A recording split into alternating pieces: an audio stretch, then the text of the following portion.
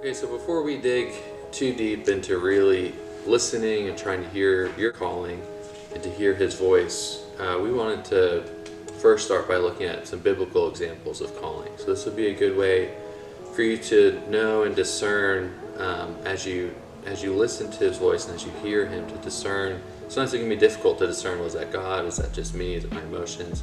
And so having the biblical examples will help you identify, okay, is this from God or who is this from?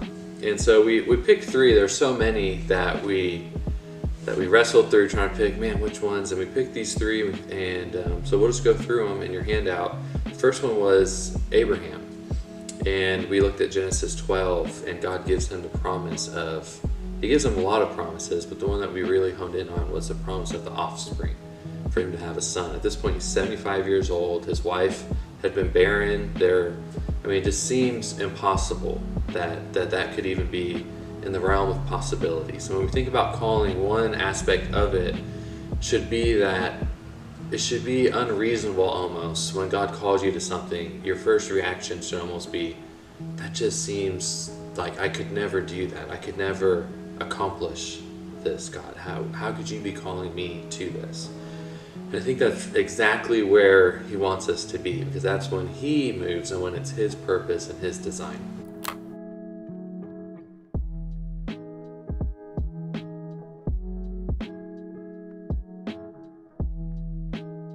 So that's one thing to consider, is the impossibility as you're hearing His voice and as you're hearing His calling for your life. The second one we picked was in Judges with Gideon. And so at this time, Israel is under oppression. The Midianites are just terrible. The Israelites are like hiding in the caves and hiding because the oppression is so bad. And God calls Gideon, and we put that bold. He says, "Do I not send you?"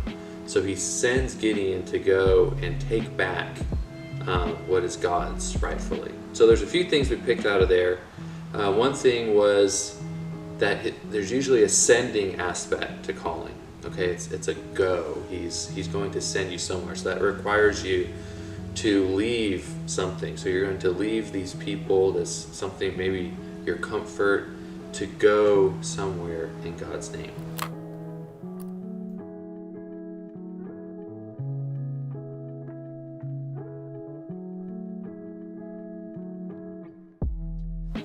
One example of that would be, typically our model of evangelizing is to invite people to a church service, right? So we come to church, we'll invite people, but when we do that, we're making them be the missionaries, because they're leaving their context, they're leaving where they're comfortable to come to a place where they're not. And so this is really the opposite of that, to where as missionaries, we go to their context, we go to where they're comfortable, and we bring God to them. And the second part of that would be, it's reclaiming, God's kingdom.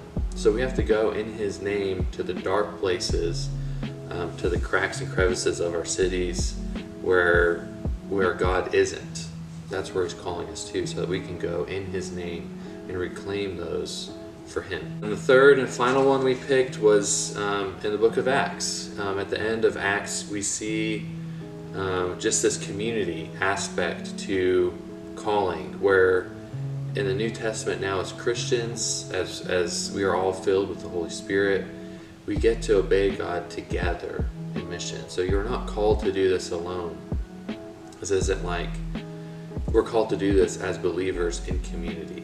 And so there's this aspect as God's calling you, and as God's giving you a dream or a purpose, we should be asking the question, who else has this similar heart? Who else is God calling to activate with me in this mission, in this calling?